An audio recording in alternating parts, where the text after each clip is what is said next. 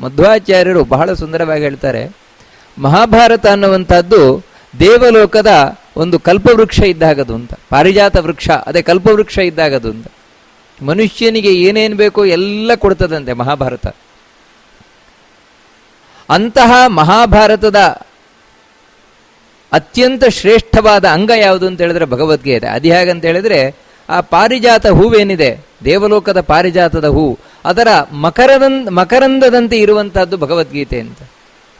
ಅಂದರೆ ಒಂದು ಹೂವು ಪರಿಮಳ ಬರುವುದೇ ಮಕರಂದದಿಂದ. ಹಾಗೆಯೇ ಮಹಾಭಾರತಕ್ಕೆ ಮಹತ್ವ ಇರುವಂತಹದ್ದೇ ಭಗವದ್ಗೀತೆಯನ್ನು. ಅಂದರೆ ಮಹಾಭಾರತದ ಒಂದೊಂದು ಶ್ಲೋಕವೂ ಶ್ರೇಷ್ಠವಾದದ್ದೇ. ಅದರಲ್ಲಿಯೂ ಕೂಡ ಅತ್ಯಂತ ಶ್ರೇಷ್ಠವಾದದ್ದು ಭಗವದ್ಗೀತೆ. ಸಕಲ ಉಪನಿಷತ್ತುಗಳ ಸಾರ ಇದು, ಸಕಲ ವೇದಗಳ ಸಾರವಾಗಿರುವಂಥದ್ದು ಅಂತ ತಿಳಿಸ್ಕೊಂಡು ಹೋಗ್ತಾರೆ. ಅದರಿಂದಾಗಿಯೇ ಈ ಭಗವದ್ಗೀತೆ ಅನ್ನುವಂಥದ್ದೇನಿದೆ ಪ್ರತಿಯೊಬ್ಬರಿಂದಲೂ ಅಧ್ಯಯನ ಮಾಡಲ್ಪಡಬೇಕಾದ